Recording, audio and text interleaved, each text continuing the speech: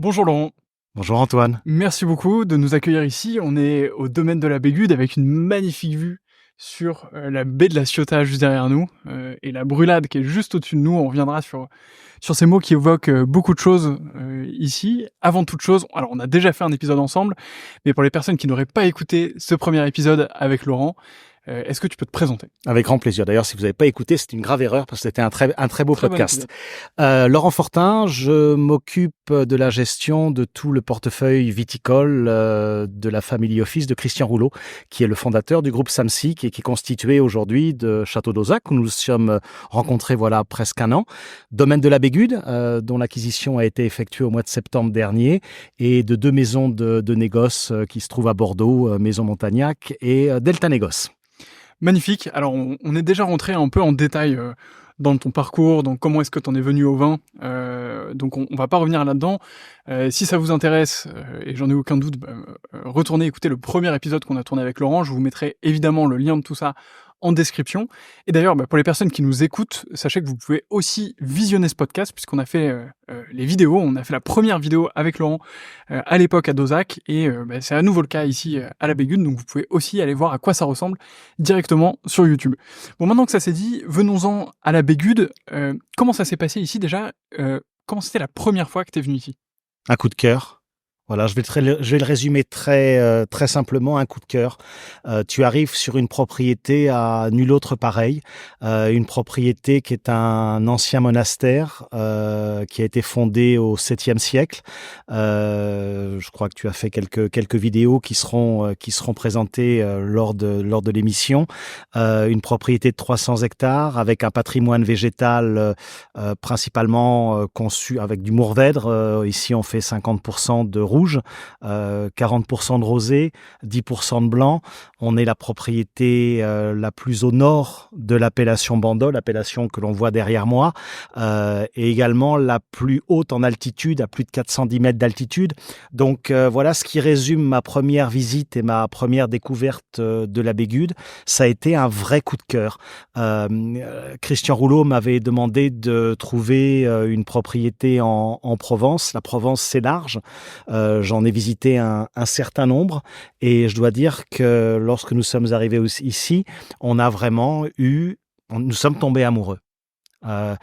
Nous sommes la 5e famille propriétaire depuis la fondation au 7e siècle. Donc, il y a vraiment une histoire patrimoniale.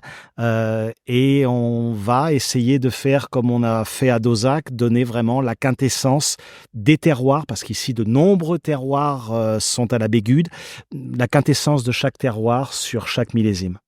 La première fois que tu es venu, c'était avec Christian Rouleau ou tu es venu une fois avant? Non, Ou plusieurs fois avant? je suis venu plusieurs fois avant pour visiter, parce qu'une propriété qui fait plus de 300 hectares, ça se visite en plusieurs fois. On se perd même quand on la visite. Il y a quelques histoires là-dessus, mais je vais pas me mettre à mal. C'est vrai que je me suis perdu une fois dans la propriété. Et vraiment, ça a été un coup de cœur également pour Christian Rouleau lorsqu'il est venu ici et qu'il a vu le potentiel. La Bégude est un petit peu, je vais faire un parallèle entre la Bégude et Dozac. La Bégude est vraiment la belle endormie que j'ai trouvée à Dozac il y a 10 ans. Donc c'est vrai que ça va être un gros chantier, ça va être une implication pendant plus de 10 ans pour faire de la Bégude ce qu'elle doit être, mais c'est tellement challengeant, tellement intéressant que voilà, les années vont passer comme elles sont passées à Dozac très vite, et on espère faire aussi bien si ce n'est mieux. Alors on va revenir sur les 10 prochaines années de la Bégude dans quelques instants, mais avant, est-ce qu'on peut dire un petit mot d'histoire sur la Bégude? Tu as commencé à en parler, 5e famille propriétaire, des traces de vin, il me semble, ici depuis le 7e siècle. 7e siècle, un monastère qui a été fondé par un ordre monacal dont on a perdu trace, mais qui a été absorbé par les moines de l'abbaye de Saint-Victor. Et là, on parle 1170-1180. Abbaye de Saint-Victor de 1170-1180 jusqu'à 1789. 1789, confiscation des biens du clergé lors de la Révolution. Achat de la Bégude par le propriétaire des chantiers navals de la Ciotat, juste en bas, qui l'a gardé approximativement jusque dans les années Enfin, la famille l'a gardé jusqu'aux les années 1890-1900. Une autre famille l'a eu pendant quelques temps. La famille Racine, la famille Tari, qui sont nos voisins à Giscourt, et nous. Dans toute cette histoire, on y trouve quand même on en parlait tout à l'heure, des moines qui ont vécu sur place, qui avaient leur abbaye, leur cuisine, leur four, Tout à fait. Tout ce patrimoine. Aujourd'hui, c'est du patrimoine que vous restaurez. Vous remettez aussi en valeur ces vieilles pierres, ces vieilles histoires. Très clairement, là, on va commencer par les fondamentaux. La chapelle du 7e siècle qui a vu la naissance de l'abbé Gude va être restaurée, va être reconsacrée afin d'y célébrer des mariages. Ici, nous sommes ouverts à l'œnotourisme, donc afin d'y célébrer des mariages, d'y accueillir des gens, et toute la propriété va être réhabilitée. Alors, comme tout bon vigneron, tout bon paysan, je dirais, dans le sens noble du terme, on commence par le patrimoine végétal. On va planter jusqu'à une quinzaine d'hectares supplémentaires, un maximum on va monter à 50 hectares contre une quarantaine aujourd'hui. Donc le patrimoine végétal d'abord, puis l'outil de vinification. Nous allons construire un chai un petit peu plus grand, parce que bien évidemment, il faut le dimensionner par rapport aux hectares plantés. Donc un chai qui va commencer à sortir de terre après les vendanges 2024. Et une fois que cela sera fini, on va s'attaquer aux 2 bastides que l'on a, que tu as prises ou que tu vas prendre en vidéo, une bastide médiévale et une bastide du XVIIIe siècle. Mais on est avant tout ici sur une propriété viticole. En Provence, on a plein de belles propriétés qui mettent en avant l'art, la gastronomie, le spa, le bien-être. Nous, ce qu'il y a au centre du dispositif à l'abbé Gude, c'est le vin. Faire le meilleur vin possible sur notre terroir à chaque millésime.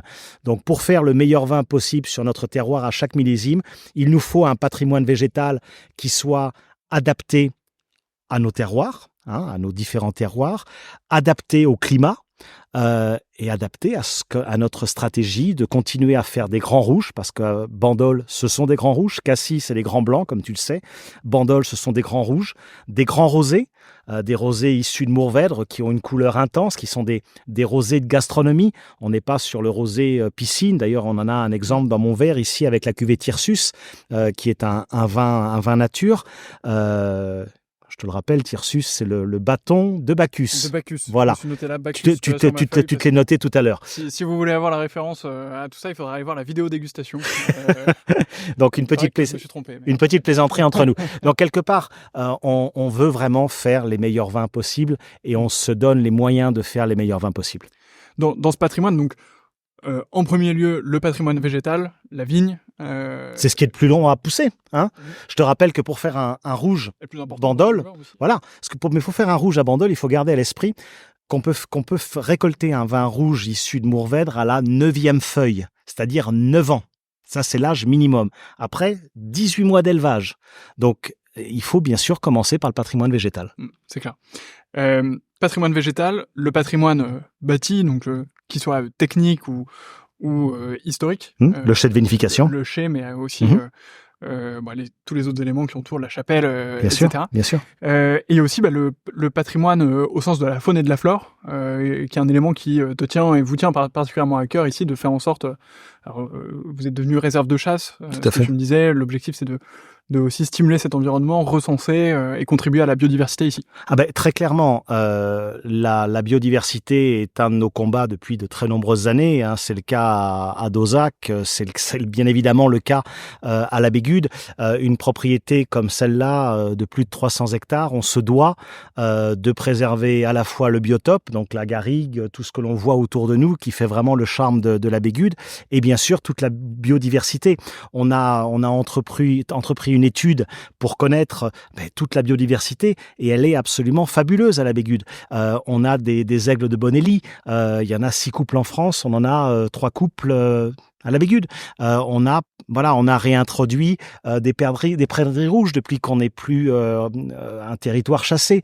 Donc petit à petit, aussi bien des renards reviennent. Alors on a clôturé la propriété pour empêcher les sangliers et les chevreuils de venir déguster avant nous le raisin. Mais à côté de ça, je vais prendre un exemple. On a saisi sur les caméras de chasse qu'il y a dans toute la propriété une meute de loups qui passe. Donc il n'y a aucun danger, bien évidemment. Le loup a repris possession de la Sandbaume, du parc naturel de la Sandbaume. Donc il est évident que notre philosophie de mettre en avant la biodiversité, la biodynamie, sachant que la Bégude est certifiée en biodynamie depuis cette année, depuis le millésime 2023. Elle était en bio déjà depuis de très nombreuses années, mais la certification en biodynamie 2023. Donc tout ça, ça rentre dans une logique de préservation du terroir et du territoire. On a parlé de l'histoire du domaine, on n'a pas encore parlé, d'ailleurs c'est un élément qu'on n'a pas du tout évoqué, mais il y a toujours un petit symbole qui va avec la Bégude, juste au-dessus. Alors, la naïade. La naïade, qu'est-ce que c'est et pourquoi ? Pourquoi la naïade ? La Bégude en provençal, c'est le lieu où on boit. Alors du vin certes aujourd'hui, mais pas toujours. On est équidistant entre Toulon et Marseille. Lorsque les voyageurs allaient de Toulon à Marseille, ils ne suivaient pas le trait de côte, qui est déjà très accidenté et qui est plus long. Ils passaient à travers le massif et en l'occurrence, ils s'arrêtaient au monastère pour se nourrir, pour se reposer et pour boire de l'eau. Sur la propriété, nous avons 6 forages, 6 puits où les gens pouvaient boire, se désaltérer et repartir vers Marseille ou repartir vers Toulon. Donc cette naïade, elle est totalement le symbole de la verseuse d'eau. On la voit peut-être pas, en plus gros sur les étiquettes. C'est la verseuse d'eau, c'est la Bégude, elle donne à boire aux voyageurs. Alors voilà un mystère qui est résolu. Mon Dieu, quel mystère pour moi. On va parler forcément des vins, de la gamme de vins qui est disponible ici. On en profitera pour déguster cette magnifique planche avec une très belle vue autour de nous. Juste avant ça, il y a un élément sur lequel je voulais revenir qui est un peu le processus d'acquisition d'un domaine comme la Bégude. J'espère que dans ma vie, j'aurai aussi l'occasion de connaître ce genre de processus et de contribuer à l'achat de vignes. Comment ça se passe ? Qu'est-ce qu'il faut regarder ? Quels sont les critères ? Est-ce qu'il y a un processus qui est un peu défini ? C'est quoi un peu les secrets, la recette pour faire l'acquisition d'un domaine ? Je pense pas qu'il y ait de recette. Il n'y a pas une recette. Chaque acquisition dépend des volontés de la personne qui va faire l'acquisition et du cédant.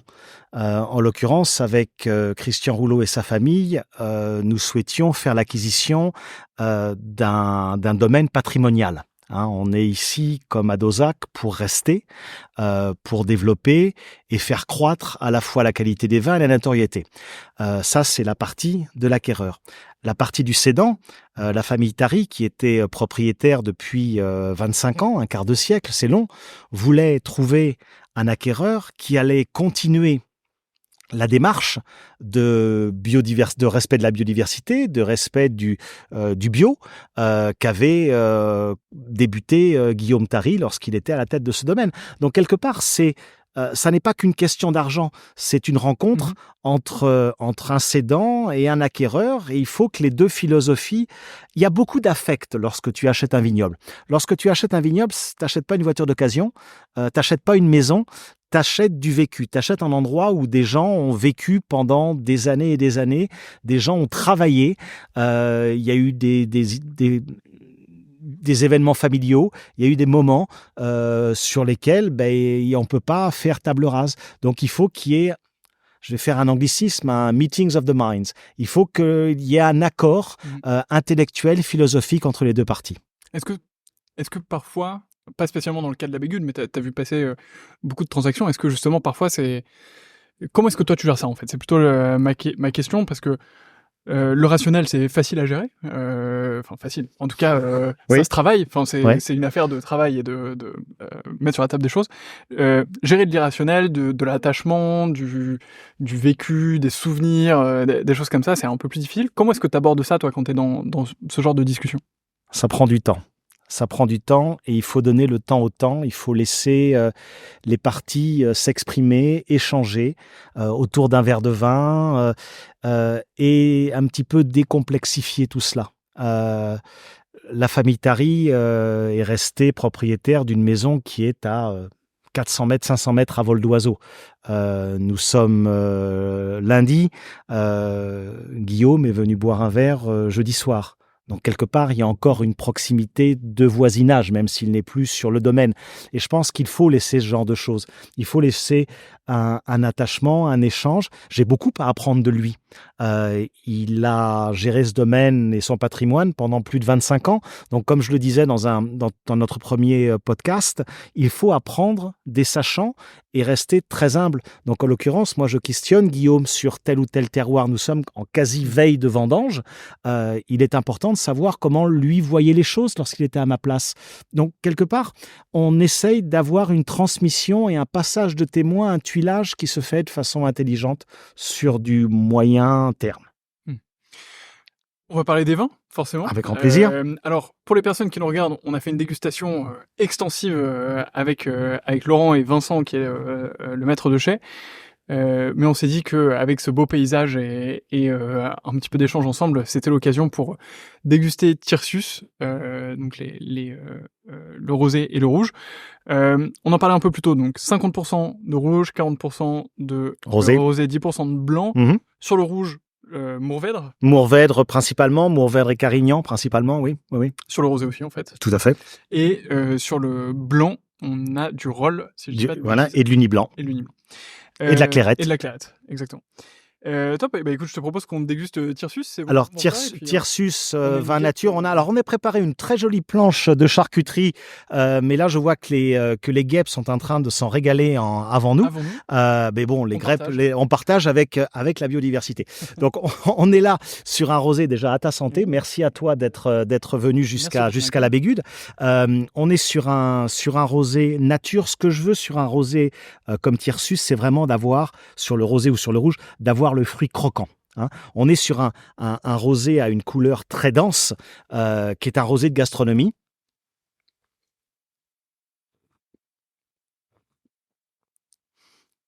Très rond, très enveloppant.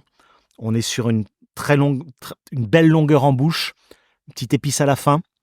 Vraiment quelque chose simple à boire, aucune déviance. Des fois, on associe les vins nature avec certaines déviances, comme un petit peu un goût d'écurie ou choses comme ça. Ça n'est pas du tout le cas. Parce que qui dit vin nature, on ne fait pas un vin nature par accident.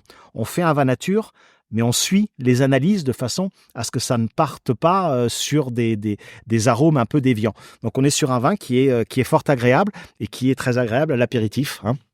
Sur quelque chose de sympathique à boire. Complètement, on peut même l'envisager sur des plats cuisinés, peut-être du poisson grillé. Tout à fait. Alors bon, le poisson grillé, mais pas que.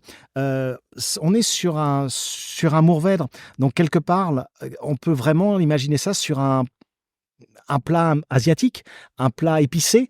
On a eu le plaisir de déjeuner ensemble ce midi. Le chef nous avait fait un carpaccio un petit peu épicé, mais avec nos rosés, ça passe admirablement bien.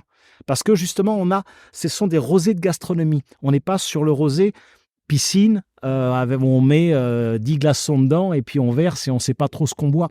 À Bandol, on a cette chance d'avoir des grands rouges et des rosés de caractère. Et c'est quelque part, tu me posais la question tout à l'heure, qu'est-ce qui t'a attiré lors de l'achat ? Je pense que ce qui a attiré Christian Rouleau, sa famille et moi-même, ça a été des vins de caractère, des vins qui se tenaient. Et ça, c'est important. Il faut être un passionné avant de faire un achat comme ça. Oui, alors ça, je veux bien le croire. Mais... Voilà. Effectivement... moi, je confirme complètement ce que tu disais juste sur ce midi. C'était un carpaccio de... C'était un poisson blanc. Oui, dorade ou quelque chose comme ça. Alors, ouais. C'était mais épicé.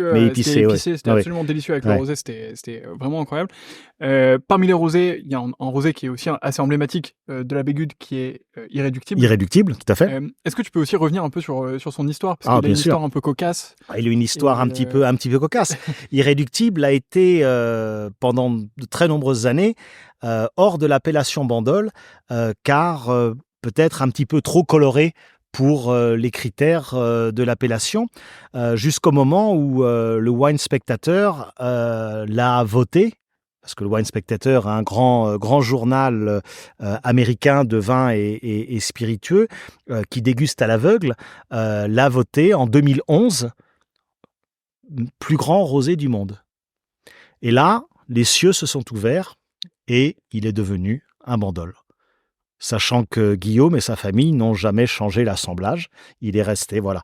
Mais quelque part, quand sur une appellation comme Bandol, qui est une appellation encore de vigneron, et c'est quelque chose qui me tient à cœur d'être sur une appellation de vigneron. On n'est pas sur la champanisation de la Provence comme on la voit sur d'autres terroirs provençaux. Bandol reste une appellation de vigneron, et les vignerons ont vu qu'effectivement, un grand rosé, il faut l'intégrer dans l'appellation. Donc depuis 2011, Irréductible est effectivement un rosé de Bandol avec toute légitimité. Et c'est un rosé, nous on a eu la chance de déguster justement ce millésime 2011, qui est particulièrement impressionnant en termes de garde. Je pense qu'à l'aveugle, je me serais trompé sans aucun doute. Enfin, j'aurais jamais dit que c'était un rosé. Après, à l'aveugle, évidemment en verre noir ou autre, j'aurais jamais dit que c'était un rosé. Est-ce que c'est quelque chose qui se fait encore beaucoup de conserver les rosés? Est-ce que c'est quelque chose dont tu arrives à parler autour de toi, à mentionner ça aux restaurateurs sûrement avec lesquels tu travailles aussi? C'est quelque chose qui me tient énormément à cœur, et les sommeliers nous le demandent. Les sommeliers nous demandent de vraiment avoir des rosés de garde, et des rosés qui vont avoir la possibilité d'être dégustés dans 5, 6, 10 ans. Il m'a été donné de déguster un rosé lors de l'acquisition de la Bégude, un rosé domaine de la Bégude, 2003. D'accord ? 2003, en 2022. Et le rosé, comme toi, on me l'aurait mis dans un verre noir, je ne l'aurais pas mis comme étant un rosé de Provence ou de Bandol. Donc oui, il y a une demande pour ces rosés, et de plus en plus. Je vais prendre un exemple concret. On a eu la chance, il y a une quinzaine de jours, un mois, de recevoir ici le tournage d'un documentaire Netflix qui va sortir l'année prochaine, au printemps prochain, sur le phénomène des rosés. D'accord ? Et ils sont venus à la Bégude, pourquoi ? Pour qu'on soit un petit peu l'antithèse du rosé clair. Pourquoi à la Bégude et sur l'appellation Bandol, vous faites des rosés de gastronomie qui fonctionnent bien, et comment est-ce qu'on passe, lorsqu'on est un amateur, d'un rosé piscine, d'un rosé simple à boire, à un rosé de gastronomie. Donc je vous laisserai découvrir la série sur Netflix, mais c'est intéressant. Netflix, c'est américain. Donc on voit qu'aux États-Unis, le virage du rosé de gastronomie est en train d'être pris par les consommateurs. C'est sûr que donc juste pour faire la différence entre le rosé le plus clair et un rosé un peu plus foncé, je pense que ça doit être des temps de macération qui sont un peu plus longs du coup. Tout à fait. Alors tout d'abord, tu as le temps de macération, c'est une première chose, mais également le cépage qui est utilisé. Si tu utilises du cinsault, tu peux le laisser macérer très longtemps. Du Mourvèdre, tu vas vite avoir quelque chose de sombre. Donc effectivement, les temps de macération sont importants, mais également le type de cépage que tu utilises. Tu parlais des États-Unis à l'instant. Comment donc la Bégude, c'est majoritairement de l'export ? Aujourd'hui, c'est du 50-50. 50% France, 50% export. Là. Avec une vocation de se tourner, comme nous l'avons fait à Dozac, vers l'export. Ouais, ce que j'allais dire, la recette Laurent Fortin, c'est de se tourner un peu plus aussi vers l'export. Il n'y a pas de recette Laurent Fortin. Il y a pas de... Dieu merci, il n'y a pas de recette Laurent Fortin. Le test de résistivité électrique et augmenter l'export, non ? Oui. Je vois que tu as bien étudié. Alors justement, peut-être revenons sur les éléments de cette recette, parce que c'est quand même intéressant. Sur la Bégude, vous avez une variété de terroirs. Moi, ce qui m'a impressionné dans la dégustation qu'on a fait ce matin, c'est que là, aujourd'hui, vous avez quoi ? Vous avez une vingtaine d'hectares, non ? Un peu plus ? Un peu plus. On a une trentaine d'hectares de plantés. On va monter un petit peu en dessous de 50. Trentaine d'hectares de plantés. Et vous avez, en gros, une dizaine de vins différents, entre 8 et 10 vins différents. On en parlait tout à l'heure, tu as la volonté de faire des vins de lieu, et donc tu as vraiment des terroirs qui sont très différents au sein de la Bégude, des calcaires qui sont très différents. Alors, des sols principalement calcaires, mais avec vraiment une variété différente de calcaire en fonction de l'altitude, en fonction de l'orientation. Donc l'intérêt, c'est de faire des sélections parcellaires. On a la sélection parcellaire, la brûlade. La brûlade est devant nous, des terres très très ferreuses, des terres rouges. Donc la brûlade, c'est notre grand cru quelque part.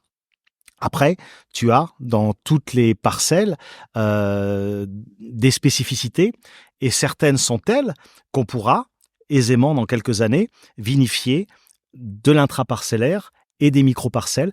Tout ça pour faire quoi? Pour mettre en avant notre savoir-faire et le savoir de l'endroit. C'est quoi un terroir? Un terroir, c'est un lieu, c'est un climat et le savoir-faire du vigneron qui y travaille. C'est ça un terroir. Donc, on a un maître de chai et un directeur technique, Vincent, que tu as rencontré tout à l'heure lors de la dégustation, qui sont des grands passionnés, des gens qui connaissent la vinification, qui connaissent l'ampélographie, qui connaissent la vigne. Donc, quelque part, il faut donner aux consommateurs l'opportunité ou les opportunités de déguster sur un terroir de Bandol comme le nôtre, différents crus venant de différents micro-terroirs. On a parlé des rosés. Est-ce qu'on parle des rouges, justement? Donc, la brûlade. Je suis prêt à parler du rouge. On peut même... alors, bon, je sais que ça se fait pas, mais je vais pas boire un verre entier. Mais on peut toi, oui. Et toi, tu es jeune. Et moi, je conduis tout à l'heure le P4, qui est un 4x4 français, qui va nous ramener au domaine. Et c'est quand même assez accidenté. Donc, je voudrais quand même nous ramener dans de bonnes conditions. C'est gentil, merci.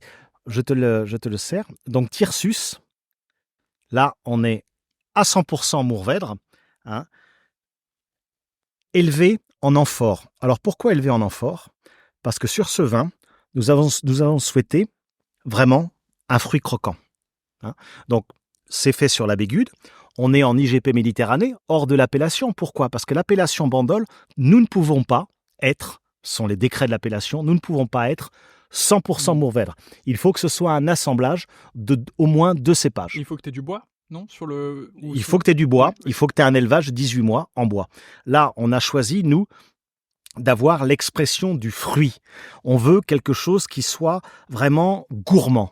Et là, je pense qu'on est sur une vraie gourmandise. Au nez, tu as les typicités du Mourvèdre. Tu as la petite pointe de poivre blanc, hein, déjà au nez.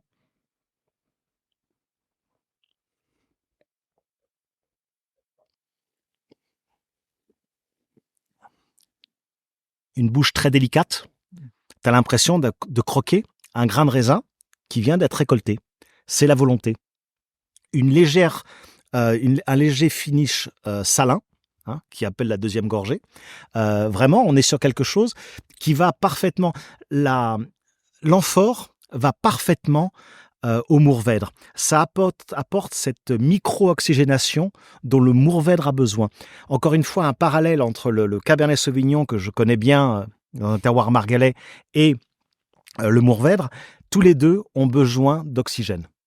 Voilà. Donc là, tu as sur un 100% Mourvèdre, Thyrsus, et en vin nature, sans déviance. Ouais, voilà. Moi je trouve ça extrêmement gourmand. Voilà. Alors, on en produit peu. Hein, on en produit peu, et je dois dire que sur Thyrsus, on est un petit peu victime de notre succès, où réellement les sommeliers, les bars à vin, que ça soit en France, en Corée, parce qu'on vient d'en vendre très récemment, hein, quelques nombreuses bouteilles en Corée, il y a une vraie demande. Ça, c'est donc Thyrsus, expression effectivement du fruit, expression de fruit, très croquante. Avec une belle longueur aussi, moi j'apprécie beaucoup ça, la longueur qu'il y a derrière, on continue d'en profiter. La brûlade que tu as mentionné, qui est le grand cru. L'équivalent du grand cru, oui, l'équivalent du grand cru pour nous. Si je devais faire une pyramide de nos vins, effectivement, aujourd'hui je mettrais la brûlade tout en haut de la pyramide, hein, qui est le terroir sur lequel on a le plaisir de déguster ensemble et d'échanger ensemble aujourd'hui. Après, donc la brûlade uniquement en rouge. Après tu as Thyrsus, en rouge et en rosé, puis l'irréductible en rosé, le domaine, les vins du domaine, en rouge et en rosé, et 2 blancs qui sont au même niveau, un blanc du domaine et un blanc fait en amphore, voilà, qui est très aromatique. D'ailleurs, dans la dégustation que je vous encourage à regarder en vidéo, on finit la dégustation par les blancs, on ne la commence pas par les blancs, justement pour montrer la capacité qu'ont nos vins blancs à résister même après des vins rouges issus de Mourvèdre. On a des vins blancs vraiment avec des jolis caractères. C'est très vrai. J'ai confirmé ça dans la dégustation, donc. Je suis content que tu le confirmes. Donc c'est le cas. On a parlé du vin, de l'encépagement.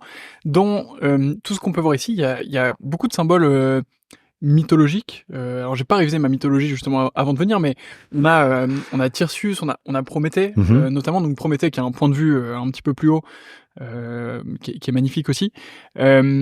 Pourquoi avoir choisi des symboles mythologiques comme ça? Est-ce que c'est quelque chose que vous voulez continuer? Est-ce que ça a un symbole pour vous en particulier? Oui, alors c'était la famille Tari et Guillaume qui avait nommé Tirsus, qui avait nommé Prométhée. Moi, je trouve ça plutôt intéressant.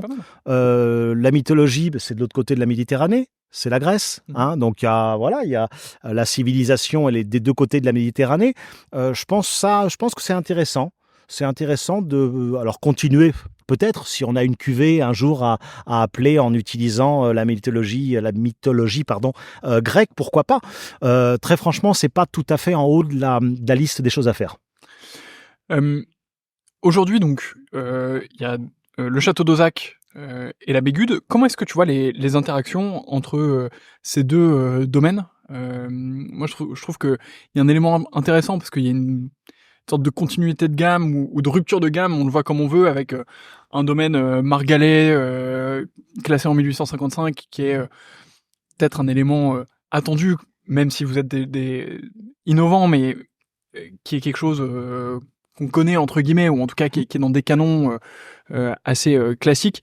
À côté de ça, un domaine en Provence dans lequel justement vous avez peut-être un peu plus de variation en termes de couleur de vin, en termes de vinification. Comment est-ce que tu vois l'interaction entre deux domaines comme ça au sein d'une même gamme ou d'une même direction? Je pense que les deux sont totalement complémentaires. Comme tu l'as dit fort justement, quand on est dans un grand cru classé 1855 comme l'est Château d'Ozac, on est sur quelque chose de déjà paramétré, d'attendu.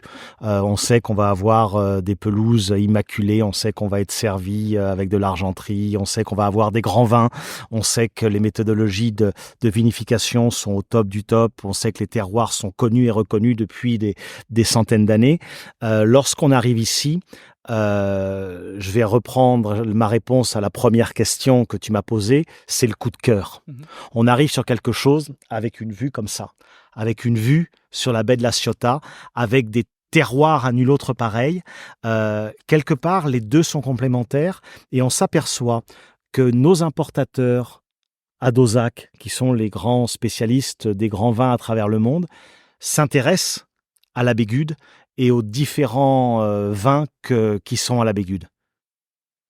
Et aujourd'hui, donc, tu as une vraie interaction entre ces... Il y a une vraie interaction entre les deux. Il y a d'ailleurs de nombreux cadres de l'entreprise qui sont transversaux, que ce soit la finance, les ressources humaines, tout le back-office, bien évidemment, mais le marketing, certains commerciaux qui parlent des deux vins aussi bien en France qu'à l'export. Donc oui, il y a effectivement des relais entre les deux propriétés et c'est dans cet esprit-là, bien évidemment, qu'on a fait l'acquisition du domaine de la Bégude. Alors la dernière fois qu'on s'est vu, tu suivis une formation en ligne sur l'huile d'olive. Tout à fait. Alors j'ai une première question qui est assez simple, c'est est-ce que tu l'as validée? Est-ce que tu as été diplômé de cette formation? Écoute, si j'avais su que tu me posais la question, je serais venu avec le diplôme. Mais d'ailleurs, je vais te l'envoyer pour que tu me l'encadres et ça sera mon présent de Noël. Hein, tu me l'encadres et tu me la renvoies. Donc la réponse est oui. Mon voisin est encadreur. Ah ben voilà. En plus, tu vas avoir des prix. Exactement. Donc, très bien. Je te le ferai avec grand plaisir. Blague à part, donc l'huile d'olive, c'est un élément qui est important ici à la Bégude. Il y a à peu près 800 oliviers ici. Tout à fait. Vous avez la volonté de monter à un peu plus de 2000, de faire une huile d'olive, c'est une propriété oléicole. Comment on fait alors en quelques mots peut-être, mais pourquoi l'huile d'olive? Comment on fait? Tout à l'heure, tu m'expliquais qu'il y avait beaucoup de parallèles aussi entre l'huile d'olive, entre les oliviers et la vigne. Comment est-ce que toi, tu as découvert ça et qu'est-ce que ça te fait maintenant de faire ton huile d'olive? Alors, avant d'être une propriété oléicole ou une propriété viticole, on est une propriété de Bandol.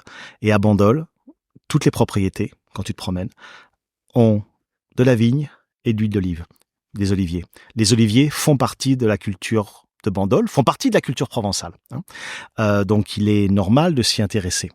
Il y a 850 oliviers aujourd'hui qu'on a retaillé cette année au mois de février-mars avant la montée de sève. On a une vraie volonté de planter, comme tu l'as dit, monter jusqu'à 2000 oliviers. Aujourd'hui, on a 7 variétés différentes.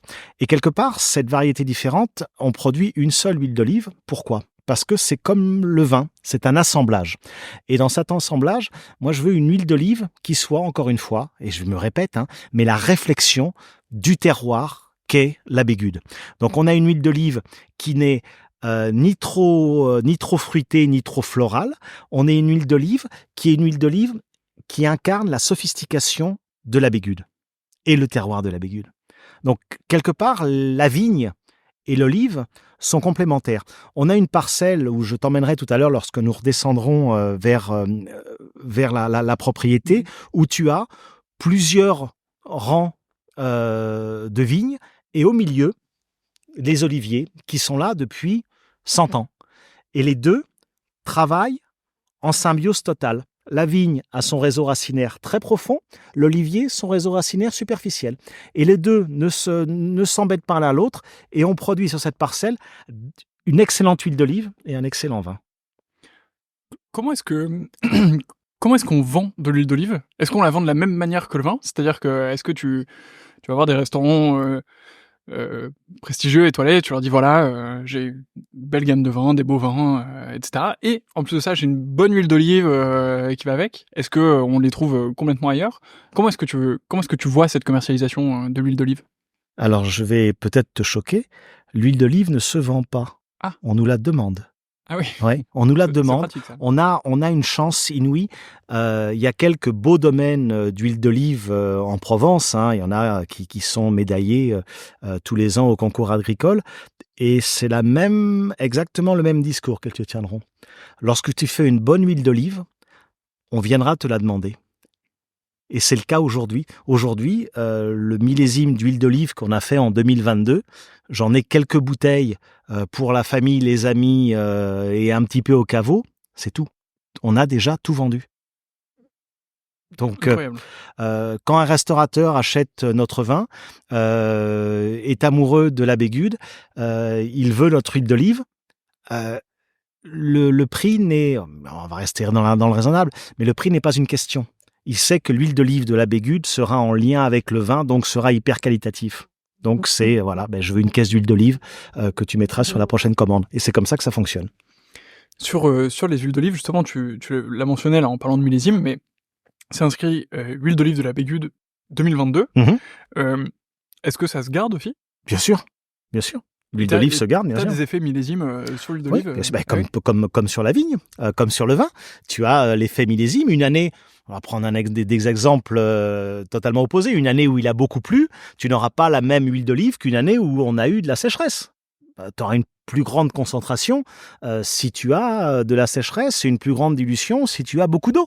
Bien sûr, l'huile d'olive, l'olivier est la caisse de résonance du terroir, comme est la vigne. Donc il y a un parallèle, effectivement. On fera définitivement un podcast hors série sur l'huile d'olive. Et on dégustera sur plusieurs millésimes.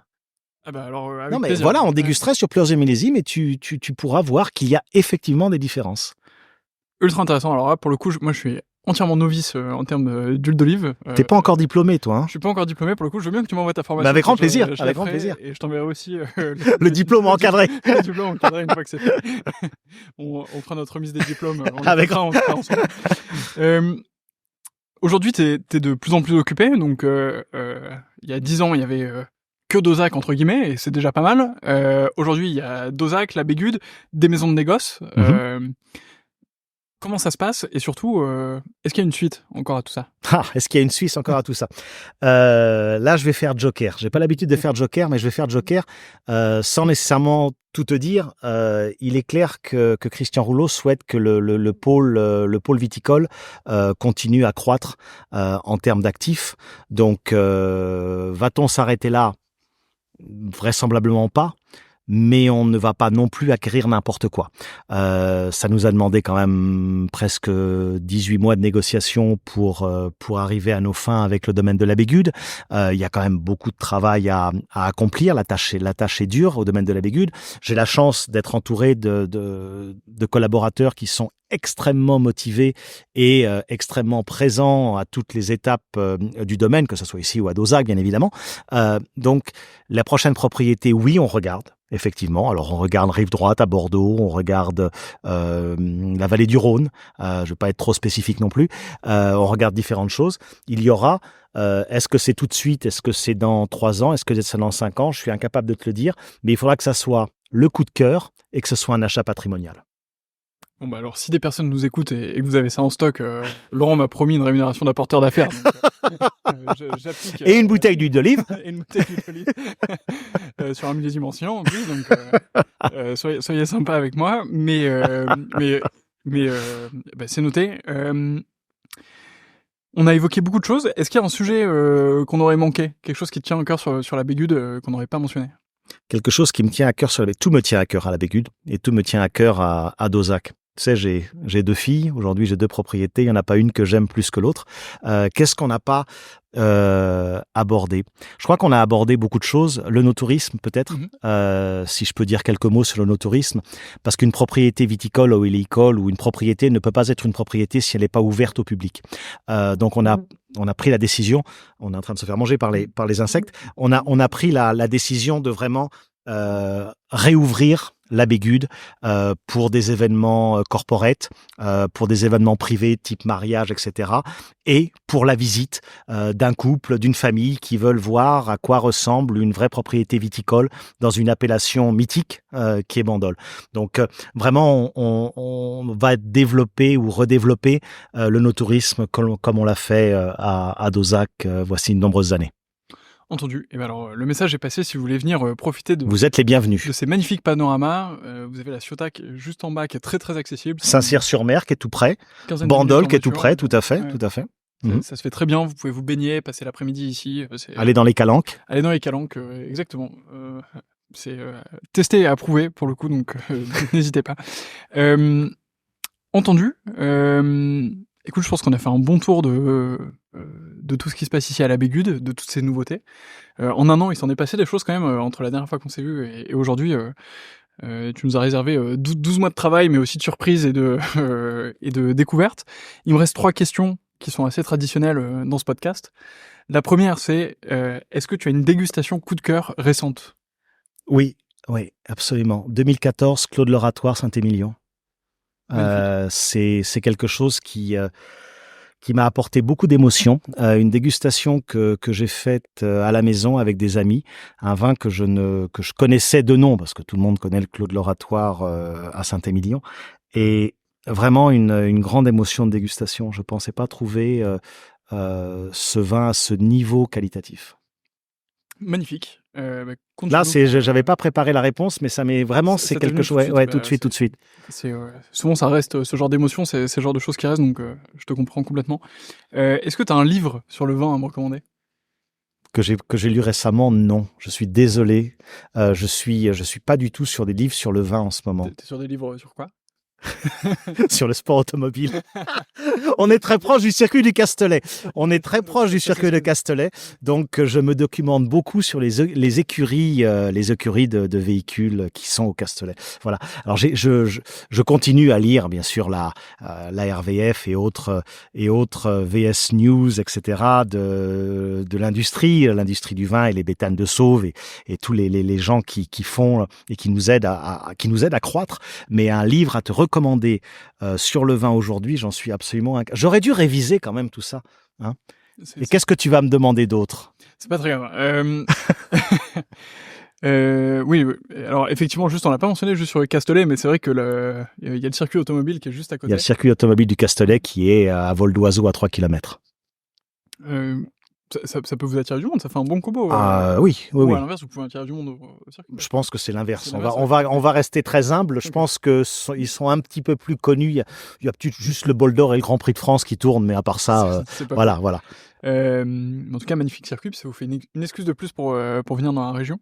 Et donc, ma dernière question, c'est qui est la prochaine personne que je devrais interviewer, selon toi? Mais tu connais tout le monde, on en a parlé. On a eu la chance de boire un verre, toi et moi, hier soir, avec Marine, ta compagne. Tu connais déjà tout le monde. Bah tiens, si, si, Aubert de Vilaine. Oui, bah alors, je lui dirai. Tu diras, si vous connaissez Aubert de Vilaine, si vous nous regardez et que vous connaissez Aubert de Vilaine, dites-lui que je lui envoie une lettre par an et que je m'arrêterai pas jusqu'à ce qu'il dise oui.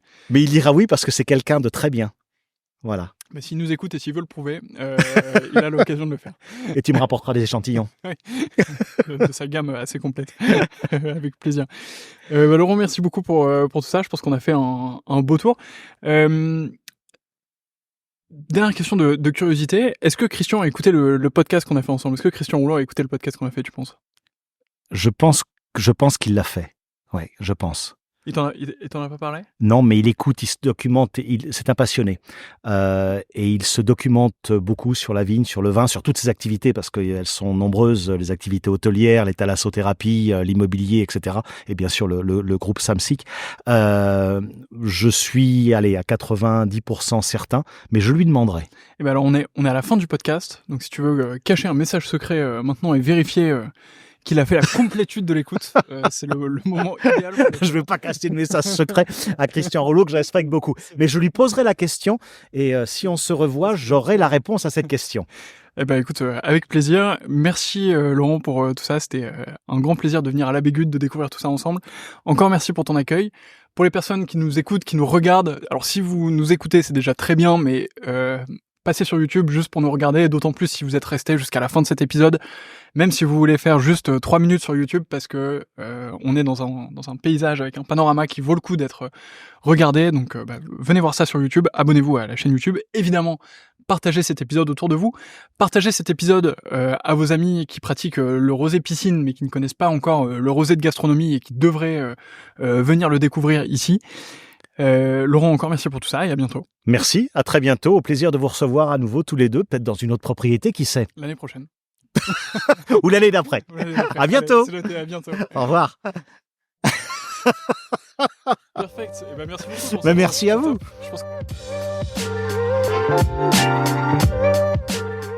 Et voilà, c'est déjà la fin du Winemaker Show, en tout cas de cet épisode, puisque rassurez-vous, je reviens dans 2 semaines. Et puis il y a plein d'épisodes qui vous attendent avant, donc si vous n'avez pas écouté les précédents, c'est le moment d'y aller. Si vous avez apprécié celui-ci, n'oubliez pas vraiment de le partager autour de vous, c'est ultra important pour moi, ça m'aide beaucoup, je pense que c'est l'élément le plus important que vous puissiez faire pour me filer un coup de main, c'est partager l'épisode.